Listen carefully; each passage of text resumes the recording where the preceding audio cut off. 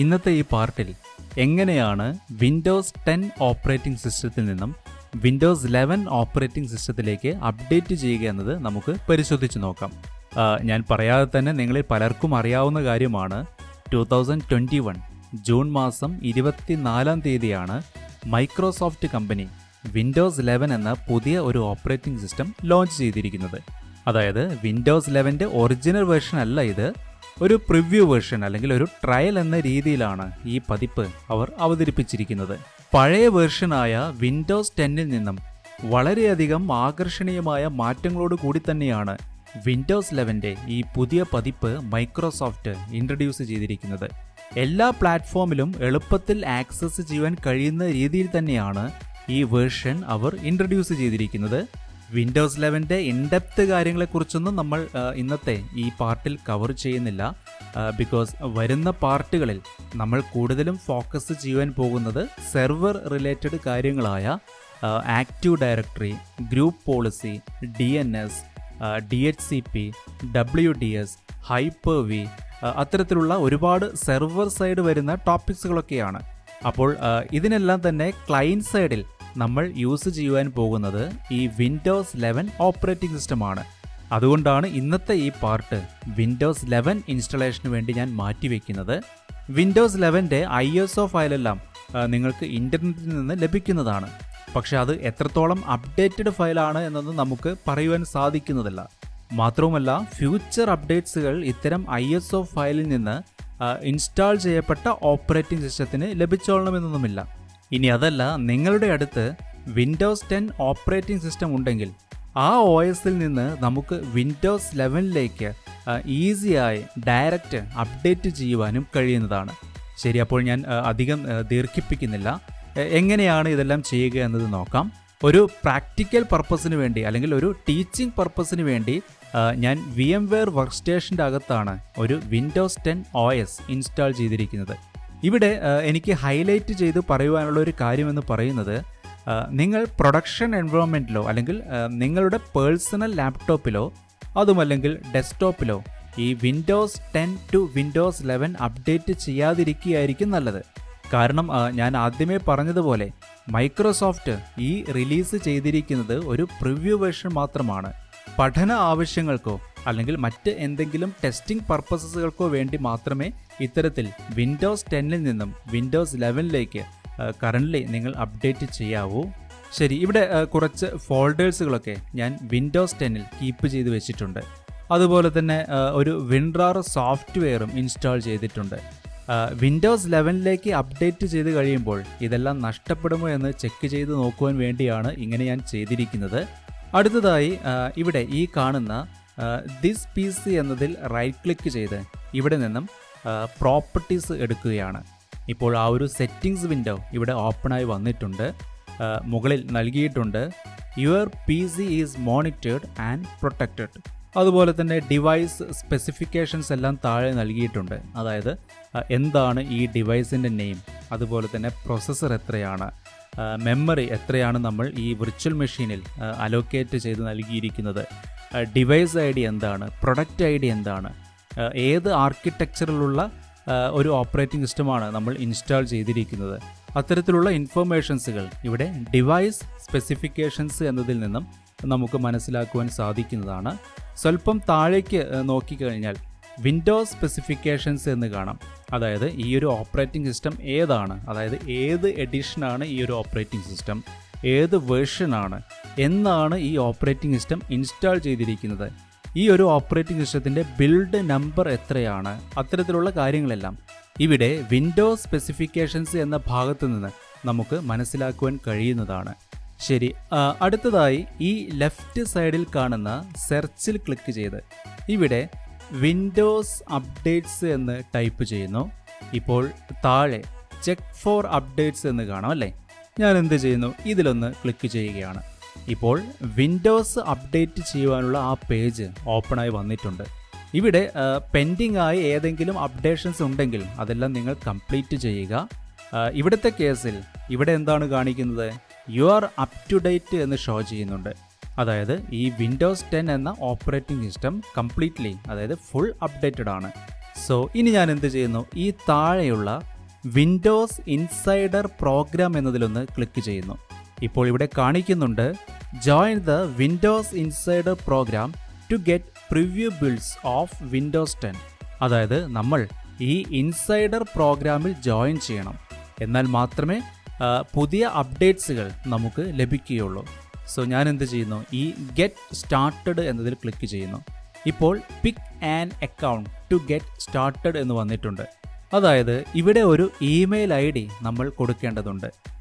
ഇവിടെ പ്രത്യേകം ശ്രദ്ധിക്കുക, ജിമെയിൽ ID അല്ലെങ്കിൽ യാഹു ID ഒന്നും ആക്സെപ്റ്റ് ചെയ്യില്ല. മൈക്രോസോഫ്റ്റ് ID തന്നെ ഇവിടെ നൽകുക. ഞാൻ ഈ ലിങ്ക് ആൻ അക്കൗണ്ട് എന്നതിലൊന്ന് ക്ലിക്ക് ചെയ്യുന്നു. ഇവിടെ മൈക്രോസോഫ്റ്റ് അക്കൗണ്ട് എന്നതിൽ ക്ലിക്ക് ചെയ്യുന്നു. ഒരുപക്ഷെ നിങ്ങളുടെ അടുത്ത് കമ്പനി ഇമെയിൽ IDകളെല്ലാം ഉണ്ടെങ്കിൽ അതെല്ലാം നൽകുവാനുള്ള സൗകര്യവും അവരിവിടെ തന്നിട്ടുണ്ട്. ഞാൻ ഉപയോഗിക്കുവാൻ പോകുന്നത് ഒരു പേഴ്സണൽ ഇമെയിൽ ID ആണ്. അതുകൊണ്ടാണ് മൈക്രോസോഫ്റ്റ് അക്കൗണ്ട് എന്നതിൽ ക്ലിക്ക് ചെയ്യുന്നത്. തുടർന്ന് ഇവിടെ കണ്ടിന്യൂ എന്നതിൽ ക്ലിക്ക് ചെയ്യുന്നു. നിങ്ങൾക്ക് മൈക്രോസോഫ്റ്റ് അക്കൗണ്ട് ഇല്ലെങ്കിൽ പുതിയതായി ഒരു അക്കൗണ്ട് ക്രിയേറ്റ് ചെയ്യുക. ഇനി അതല്ല, ഓൾറെഡി ഒരു അക്കൗണ്ട് നിങ്ങൾക്കുണ്ടെങ്കിൽ അത് ഇവിടെ നൽകുക. ഞാനിവിടെ allu.mission@hotmail.com എന്ന അക്കൗണ്ട് കൊടുത്ത് നെക്സ്റ്റ് ബട്ടണിൽ ക്ലിക്ക് ചെയ്യുന്നു. അതിനുശേഷം ഈ അക്കൗണ്ടിൻ്റെ പാസ്വേഡ് ഇവിടെ എൻ്റർ ചെയ്യുന്നു. തുടർന്ന് സൈൻ ഇൻ ബട്ടണിൽ ക്ലിക്ക് ചെയ്യുന്നു. ഇവിടെ നെക്സ്റ്റ് എന്നതിൽ ക്ലിക്ക് ചെയ്യുന്നു. ഇപ്പോൾ ഇവിടെ നോക്കിയാൽ ലോഡിംഗ് എന്നത് കാണിക്കുന്നത് കാണാം. തുടർന്ന് അല്പസമയത്തിനുള്ളിൽ join the Windows insider program എന്ന് കാണിക്കുന്നതും കാണുവാൻ സാധിക്കുന്നതാണ്. സോ ഇവിടെ രജിസ്റ്റർ എന്നതിൽ ക്ലിക്ക് ചെയ്യുന്നു. ഇപ്പോൾ ഇവിടെ സൈൻ അപ്പ് എന്നത് കാണാം. ഞാൻ ഇതിലൊന്ന് ക്ലിക്ക് ചെയ്യുന്നു. I have read and accept the terms of this agreement എന്നതിൽ ടിക്ക് നൽകി താഴെ സബ്മിറ്റ് കൊടുക്കുന്നു. ഇപ്പോൾ ഇവിടെ thank you for registering for the Windows insider program എന്നൊക്കെ കാണിക്കുന്നുണ്ട്. ശരി, ഞാനിത് ക്ലോസ് ചെയ്യുന്നു. ഇപ്പോൾ ഇവിടെയായി ലോഡിംഗ് എന്ന് കാണിക്കുന്നുണ്ട്. ഇപ്പോൾ അടുത്ത ഒരു പേജ് വന്നിട്ടുണ്ട്. ഇവിടെ ഡെവലപ്പർ ഓപ്ഷൻ സെലക്ട് ചെയ്യുക. അതായത് ഞാൻ പറഞ്ഞിരുന്നു വിൻഡോസ് 11 ഇതുവരെയും ഒറിജിനൽ വേർഷൻ റിലീസ് ചെയ്തിട്ടില്ല. 2021 അവസാനത്തോടു കൂടി ഒറിജിനൽ വേർഷൻ റിലീസ് ചെയ്യുമെന്നാണ് മൈക്രോസോഫ്റ്റ് അറിയിച്ചിരിക്കുന്നത്. അപ്പോൾ അതിനു മുന്നോടിയായി ഒരു ട്രയൽ വേർഷൻ എന്നതുപോലെയാണ് ഈ വിൻഡോസ് 11 നമുക്ക് ഇപ്പോൾ ലഭ്യമാകുക. അതായത് നമ്മൾ ഒരു കമ്പ്യൂട്ടറിൽ ഇൻസ്റ്റാൾ ചെയ്ത് അതിനകത്ത് വരുന്ന എറേഴ്സുകൾ അല്ലെങ്കിൽ ബഗ്സുകൾ ഇതെല്ലാം ഫൈൻഡ് ചെയ്യുന്നതിന് വേണ്ടിയാണ് സാധാരണ ഇതേപോലെയുള്ള ട്രയൽ വേർഷൻസ് അഥവാ പ്രിവ്യൂ വേർഷൻസ് അവർ റിലീസ് ചെയ്യാറുള്ളത്. അതുകൊണ്ട് തന്നെ നമുക്ക് ഡെവലപ്പർ മോഡിലുള്ള ഈ വിൻഡോസ് 11 ഇൻസ്റ്റാൾ ചെയ്ത് അവൈലബിളായ എല്ലാ കാര്യങ്ങളും ചെക്ക് ചെയ്ത് നോക്കുവാൻ ഇവിടെ സാധിക്കുന്നതാണ്. എറേഴ്സുകൾ വരുന്നതിനനുസരിച്ച് മൈക്രോസോഫ്റ്റ് ഓരോരോ പുതിയ അപ്ഡേറ്റ്സിലൂടെ അതെല്ലാം ക്ലിയർ ചെയ്ത് തരുന്നതുമാണ്. ശരി, അപ്പോൾ എന്താണ് ഈ ഡെവലപ്പർ ഓപ്ഷൻ എന്ന് നിങ്ങൾക്കിപ്പോൾ മനസ്സിലായി എന്ന് തന്നെ കരുതുന്നു. ഞാൻ താഴെയുള്ള ഈ കൺഫേം എന്നതിൽ ക്ലിക്ക് ചെയ്യുന്നു. അടുത്ത പേജിലും കൺഫേം എന്ന് കൊടുക്കുക. ഇവിടെ പറയുന്നത് ഈ PC ഒരു തവണ നിങ്ങൾ റീസ്റ്റാർട്ട് ചെയ്യണമെന്നുള്ളതാണ്. സോ ഞാൻ എന്ത് ചെയ്യുന്നു, ഈ റീസ്റ്റാർട്ട് നൗ എന്നതിൽ ക്ലിക്ക് ചെയ്യുന്നു. ഇപ്പോൾ ഈ മെഷീൻ ഇവിടെ റീസ്റ്റാർട്ട് ആകപ്പെടുന്നത് കാണുവാൻ സാധിക്കുന്നതാണ്. ഇപ്പോൾ റീസ്റ്റാർട്ടായി വന്നിട്ടുണ്ട്. തുടർന്ന് ഞാനിവിടെ സെർച്ചിൽ വിൻഡോസ് അപ്ഡേറ്റ്സ് എന്ന് കൊടുക്കുന്നു. മുകളിൽ നിന്ന് ചെക്ക് ഫോർ അപ്ഡേറ്റ്സ് എന്നതിൽ ക്ലിക്ക് ചെയ്യുന്നു. തുടർന്ന് ഇവിടെ നിന്നും വിൻഡോസ് ഇൻസൈഡർ പ്രോഗ്രാം എന്നതിൽ ക്ലിക്ക് ചെയ്യുന്നു. നമ്മൾ സെലക്ട് ചെയ്തിരുന്ന ഡെവലപ്പർ ഓപ്ഷൻ ഇവിടെ കാണിക്കുന്നത് കാണാം ഇപ്പോൾ. അതുപോലെ തന്നെ നമ്മൾ നൽകിയിരുന്ന ഇമെയിൽ അക്കൗണ്ടും താഴെ കാണിക്കുന്നുണ്ട്. ശരി, ഇനി ഞാൻ വീണ്ടും വിൻഡോസ് അപ്ഡേറ്റ് എന്ന ആ ഭാഗത്തേക്ക് പോകുന്നു. അതിനുശേഷം ഈ കാണുന്ന ചെക്ക് ഫോർ അപ്ഡേറ്റ്സ് എന്നതിൽ ക്ലിക്ക് ചെയ്യുന്നു. ഇപ്പോൾ അപ്ഡേഷൻ സ്റ്റാർട്ട് ചെയ്തിട്ടുണ്ട്. മുകളിൽ അവർ കൊടുത്തിട്ടുണ്ട് വിൻഡോസ് 11 ഇൻസൈഡർ പ്രിവ്യൂ അവൈലബിൾ ആണ് എന്നുള്ളതെല്ലാം. അതും ഇവിടെ ഡൗൺലോഡ് ആകപ്പെടുന്നുണ്ട്. ഇതിനെല്ലാം തന്നെ കുറച്ചധികം സമയമെടുക്കാറുണ്ട്. മാത്രവുമല്ല ഈ അപ്ഡേറ്റ്സ് എല്ലാം പ്രോപ്പറായി നടക്കുവാൻ വേണ്ടി ഈ മെഷീൻ 1-2 വട്ടം റീസ്റ്റാർട്ടും ആകപ്പെടുന്നതാണ്. അതുകൊണ്ട് ഇതെല്ലാം കഴിയുന്നതുവരെ ഈ റെക്കോർഡിംഗ് ഞാനൊന്ന് പോസ് ചെയ്യുകയാണ്. ഇപ്പോൾ റീസ്റ്റാർട്ട് എല്ലാം കഴിഞ്ഞ് വിൻഡോസ് 11 ഇൻസ്റ്റലേഷൻ ആരംഭിച്ചിട്ടുണ്ട്. അപ്ഡേറ്റ്സ് ആർ അണ്ടർവേ എന്നെല്ലാം കാണിക്കുന്നുണ്ട് ഇവിടെ. തുടർന്ന് വിൻഡോസ് 11 ലോഗോ എല്ലാം ഷോ ചെയ്യുന്നുണ്ട്. തുടർന്ന് വീണ്ടും അപ്ഡേറ്റ്സ് നടന്നുകൊണ്ടിരിക്കുകയാണ്. നേരത്തെ പറഞ്ഞതുപോലെ വിൻഡോസ് 10 നിന്നും വിൻഡോസ് 11ലേക്ക് അപ്ഡേറ്റ് ചെയ്യുമ്പോൾ നടക്കുന്നത് ഒരു ലെങ്തി പ്രോസസ്സ് തന്നെയാണ്. അതുകൊണ്ട് ഒരിക്കൽ കൂടെ ഈ റെക്കോർഡിംഗ് ഞാനൊന്ന് പോസ് ചെയ്യുന്നു. ഇപ്പോൾ ഓൾമോസ്റ്റ് എല്ലാ അപ്ഡേഷൻസും കംപ്ലീറ്റഡ് ആയിട്ടുണ്ട്. ഇവിടെ പ്രിപ്പയറിംഗ് വിൻഡോസ് എന്നെല്ലാം കാണിക്കുന്നുണ്ട്. തുടർന്ന് വിൻഡോസ് 11ലേക്ക് നമ്മൾ പ്രവേശിച്ചിരിക്കുകയാണ്. ഈ കാണുന്നതാണ് ഫസ്റ്റ് വിൻഡോ എന്ന് പറയുന്നത്. ഞാൻ ഇവിടെ ഒന്ന് എൻ്റർ ചെയ്യുന്നു. ഇപ്പോൾ വിൻഡോസ് 10ൽ നമ്മൾ നൽകിയിരുന്ന അതേ യൂസർ നെയിം തന്നെ ഇവിടെയും കാണിക്കുന്നുണ്ട്. സോ ഈ യൂസറുടെ പാസ്വേഡ് നൽകി ഞാൻ എൻ്റർ ചെയ്യുന്നു. ഇപ്പോൾ വെൽക്കം എന്നെല്ലാം കാണിക്കുന്നുണ്ട്. തുടർന്ന് സ്വല്പ സമയത്തിനകം തന്നെ വിൻഡോസ് 11ലേക്ക് നമ്മൾ ലാൻഡ് ചെയ്യുന്നതാണ്. വിൻഡോസ് 11ൽ എടുത്തു പറയേണ്ടുന്ന ഒരു വലിയ മാറ്റം എന്ന് പറയുന്നത് ഈ ടാസ്ക് ബാറിലെ വ്യത്യാസങ്ങൾ തന്നെയാണ്. നമ്മൾ ഇത്രയും കാലം ഉപയോഗിച്ചു കൊണ്ടിരുന്ന വിൻഡോസ് പതിപ്പുകളിലെല്ലാം സ്റ്റാർട്ട് ബട്ടൺ ലെഫ്റ്റ് സൈഡിലെ കോർണറിലായിട്ടായിരുന്നു അലൈൻ ചെയ്തിരുന്നത് അല്ലേ? എന്നാൽ വിൻഡോസ് 11ൽ ബൈ ഡിഫോൾട്ട് ഈ സ്റ്റാർട്ട് ബട്ടൺ ടാസ്ക് ബാറിൻ്റെ മിഡിൽ ഭാഗത്തായിട്ടായിരിക്കും നമുക്ക് കാണുവാൻ സാധിക്കുക. ഏതൊരു ഡിവൈസിൽ നിന്നും എളുപ്പത്തിൽ സ്റ്റാർട്ടിലേക്ക് പ്രവേശിക്കുവാൻ സാധിക്കുമെന്നാണ് മൈക്രോസോഫ്റ്റ് ഇവിടെ അവകാശപ്പെടുന്നത്. വിൻഡോസ് 11ലെ പുതിയ ലേഔട്ടുകളെക്കുറിച്ചും അതുപോലെ തന്നെ വിൻഡോസ് 11ലെ ഫീച്ചേഴ്സുകളെക്കുറിച്ചുമൊക്കെ നമുക്ക് മറ്റൊരു വീഡിയോയിൽ കൂടുതലായി കവർ ചെയ്യാം. ശരി, ഞാനിവിടെ സെർച്ചിൽ ക്ലിക്ക് ചെയ്ത് വിൻഡോസ് അപ്ഡേറ്റ് സെറ്റിംഗ്സ് എന്ന് ടൈപ്പ് ചെയ്ത് ഇത് ഓപ്പൺ ചെയ്യുന്നു. ഇവിടെ നോക്കിയാൽ നിങ്ങൾക്ക് കാണാം നമ്മൾ നൽകിയ ഇമെയിൽ അക്കൗണ്ട് ഇവിടെയായി ഷോ ചെയ്യുന്നുണ്ട്. അതുപോലെ തന്നെ you are up to date എന്നെല്ലാം കാണിക്കുന്നുണ്ട്. ഞാൻ ഒരിക്കൽ കൂടെ ഈ ചെക്ക് ഫോർ അപ്ഡേറ്റ്സ് എന്നതിൽ ക്ലിക്ക് ചെയ്യുന്നു. ഇപ്പോൾ അപ്ഡേറ്റ്സ് എന്തെങ്കിലുമൊക്കെ ഉണ്ടോ എന്ന് പരിശോധിക്കുന്നത് കാണാം. കുറച്ചുകൂടെ അപ്ഡേറ്റ്സുകൾ പെൻഡിങ്ങിലുണ്ട് എന്നുള്ളതെല്ലാം താഴെ ഷോ ചെയ്യുന്നുണ്ട്. എന്തായാലും ഈ അപ്ഡേഷൻസ് എല്ലാം കഴിയുന്നത് വരെ ഒരിക്കൽ കൂടെ ഈ വീഡിയോ ഞാനൊന്ന് പോസ് ചെയ്യുന്നു. വിൻഡോസ് 11ൻ്റെ ന്യൂ അപ്ഡേഷൻസ് എല്ലാം കഴിഞ്ഞ് ഈ മെഷീൻ ഇപ്പോൾ റീസ്റ്റാർട്ടായി വന്നിട്ടുണ്ട്. ഇവിടെ പാസ്വേഡ് നൽകി ഞാൻ എൻ്റർ ചെയ്യുന്നു. ഇപ്പോൾ ലോഗിൻ ആകപ്പെടുന്നത് കാണുവാൻ സാധിക്കുന്നതാണ്. അതിനുശേഷം ഇവിടെയുള്ള ഈ ഫയൽ എക്സ്പ്ലോറർ ഒന്ന് ഓപ്പൺ ചെയ്യുന്നു. തുടർന്ന് ലെഫ്റ്റ് സൈഡിലെ ദിസ് PC എന്നതിൽ റൈറ്റ് ക്ലിക്ക് ചെയ്ത് പ്രോപ്പർട്ടീസ് എടുക്കുകയാണ്. ഇപ്പോൾ സെറ്റിംഗ്സ് വിൻഡോ ഓപ്പണായി വന്നിട്ടുണ്ട്. സ്വല്പം മുമ്പ് നമ്മൾ കണ്ട അതേ സെയിം വിൻഡോ തന്നെയാണിത് അല്ലേ? ഇവിടെ നമ്മുടെ ഡിവൈസിൻ്റെ സ്പെസിഫിക്കേഷൻസ് എന്താണ് എന്നുള്ളതെല്ലാം കാണുവാൻ സാധിക്കുന്നതാണ്. വിൻഡോസ് 10 OS ആയിരുന്ന സമയത്ത് ചെക്ക് ചെയ്തിരുന്ന അതേ ഡിവൈസ് സ്പെസിഫിക്കേഷൻസ് തന്നെയാണ് ഇവിടെ കാണിക്കുന്നത്.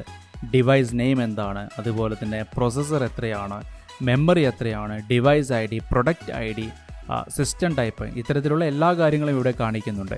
എന്നാൽ വിൻഡോസ് സ്പെസിഫിക്കേഷൻസിലേക്ക് വരുമ്പോൾ ഇവിടെ നോക്കുക, എഡിഷൻ വിൻഡോസ് 11 Pro എന്നതായി മാറിയിട്ടുണ്ട്. അതുപോലെ തന്നെ ഇതിൻ്റെ വേർഷൻ എന്താണ്, എന്നാണ് നമ്മളിത് ഇൻസ്റ്റാൾ ചെയ്തിരിക്കുന്നത്, ഈ വിൻഡോസ് 11ൻ്റെ ബിൽഡ് നമ്പർ എത്രയാണ് എന്നുള്ള കാര്യങ്ങളെല്ലാം നിങ്ങൾക്ക് ഇവിടെ വിൻഡോസ് സ്പെസിഫിക്കേഷൻസ് എന്നതിൽ നിന്ന് മനസ്സിലാക്കുവാൻ സാധിക്കുന്നതാണ്. ശരി, ഈ വിൻഡോ ഞാൻ ക്ലോസ് ചെയ്യുന്നു. ഈ ഫയൽ എക്സ്പ്ലോറർ വിൻഡോയും ക്ലോസ് ചെയ്യുന്നു. അതിനുശേഷം ഇവിടെ റൈറ്റ് ക്ലിക്ക് ചെയ്ത് ഡിസ്പ്ലേ സെറ്റിംഗ്സ് എന്നത് എടുക്കുന്നു.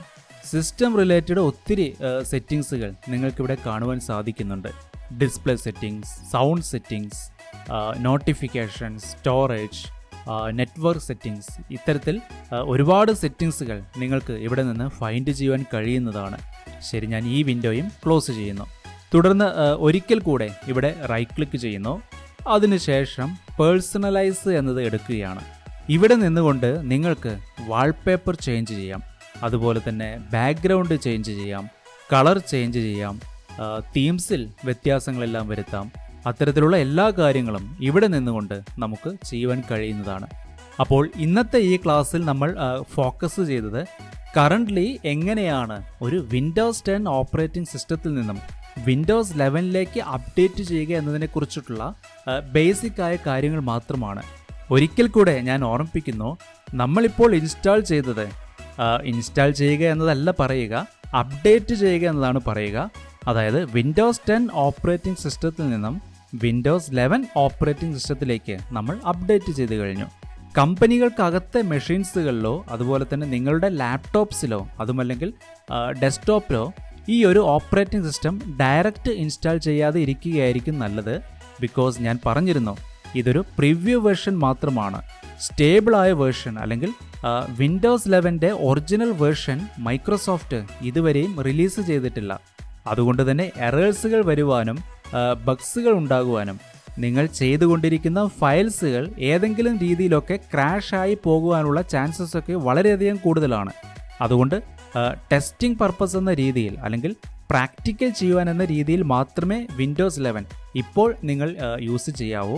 കമ്പനികൾക്കകത്തൊന്നും ഒരിക്കലും ഈ പ്രിവ്യൂ വേർഷൻ നിങ്ങൾ അപ്ഡേറ്റ് ചെയ്യരുത്. ഇനി ഇതേപോലെ വിൻഡോസ് 10 നിന്നും വിൻഡോസ് 11 നിങ്ങൾ അപ്ഡേറ്റ് ചെയ്താലും 10 ദിവസത്തിൻ്റെ ഉള്ളിൽ റോൾ ബാക്ക് ചെയ്യുവാനുള്ള സൗകര്യമൊക്കെ മൈക്രോസോഫ്റ്റ് ഇപ്പോൾ തന്നിട്ടുണ്ട്. അതെല്ലാം എങ്ങനെയാണ് ചെയ്യുക എന്ന് നമുക്ക് പിന്നീട് മറ്റൊരു പാർട്ടിൽ പരിശോധിച്ച് നോക്കാം. അപ്പോൾ ശരി, വിൻഡോസ് 11 കുറിച്ചുള്ള കൂടുതൽ കാര്യങ്ങളെല്ലാം നമുക്ക് നേരത്തെ പറഞ്ഞതുപോലെ വരുന്ന ഓരോരോ ഭാഗങ്ങളിലായി കവർ ചെയ്യാം. ബേസിക്കലി എങ്ങനെയാണ് വിൻഡോസ് 10 നിന്നും വിൻഡോസ് 11 അപ്ഡേറ്റ് ചെയ്യുക എന്നതാണ് നമ്മൾ ഇന്നത്തെ ഈ ക്ലാസ്സിൽ കവർ ചെയ്തത്. അപ്പോൾ ഇന്നത്തെ ഈ പാർട്ട് ഞാൻ വൈൻഡപ്പ് ചെയ്യുന്നു. പുതിയ കാര്യങ്ങളുമായി അടുത്ത പാർട്ടിൽ നമുക്ക് വീണ്ടും കാണാം. നന്ദി.